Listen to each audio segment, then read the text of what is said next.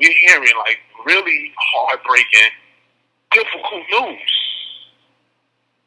And so someone asked, like, yo, how has it been like mourning, your friends and stuff like that while incarcerated? And I mourning, like, really? We don't get a chance to mourn in here. You know what I mean? I'm constantly being bombarded every day with new news, right? So I hear like a friend of mine, a classmate of mine died. Rusty. You know what I mean? Ronald Rice. I was just in class with him, worshiping with him on Bible study on Fridays. When I hear news of him passing away, it's like, oh man, that's devastating, right? And then just as I'm trying to cope and trying to, formulate how to process that information, right? They come snatch out like 5 or 6 of the people that's supposed to surround me and tell them, hey, y'all got to go into quarantine. Y'all tested positive for COVID-19. It's something really deeply problematic with having to endure just this onslaught of bad news, traumatizing news, right? Alone in the prison cell. Dealing with like the most frightening, mysterious circumstance of possibly of my entire life, right? And I mean, I don't have anyone. I don't even have anyone like to lean on, right? I can't even really like cry. I think like the people who have the power to undo these things, stroke of a pen, need to really realize where their power lies. This ain't the time to be playing politics.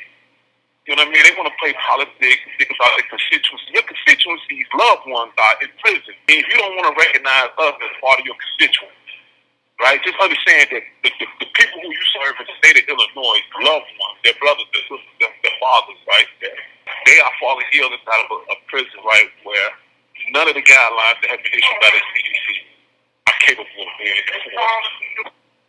Every lawmaker can look at the sentencing scheme right now and clearly see, right, that you have people who have been convicted. They created a mandatory naturalized sentence based off of an individual because it's John Wayne Gacy. That was the justification to do away with parole and to create life without the possibility of parole in the state of Illinois. Yet that sentence has been applied to 18, 19-year-old children who've never even harmed or killed anyone simply because they were riding in a car.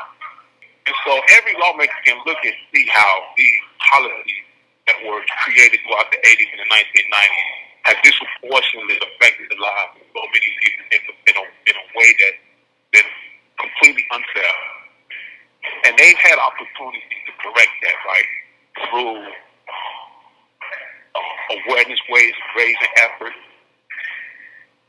the real life testimonies of the individuals, and they've done nothing. And so now we have this situation where you got guys who had term of year sentences. Their sentences have become death sentences now, or individuals who were wrongfully convicted and trying to get their day in court. Their wrongful convictions now have become wrongful deaths. You know what I mean? Because they're no longer here. And the living units, right, these sale houses that we live in right now are now condemned units, right? Everyone's sitting here with this like shroud of uncertainty, not knowing whether or not any sneeze or cough or the slightest is going to be the thing that causes me to have this really deadly disease, right? So all of this could have easily have been avoided, right, if the lawmakers had really taken their jobs just that much more serious, right? At the end of the day, right, I've reached a level of rehabilitation that's acceptable to society 10 years ago. You know what I mean? And there's hundreds of people that can attest to that. And some phone about to cut off. I love you. I love you too.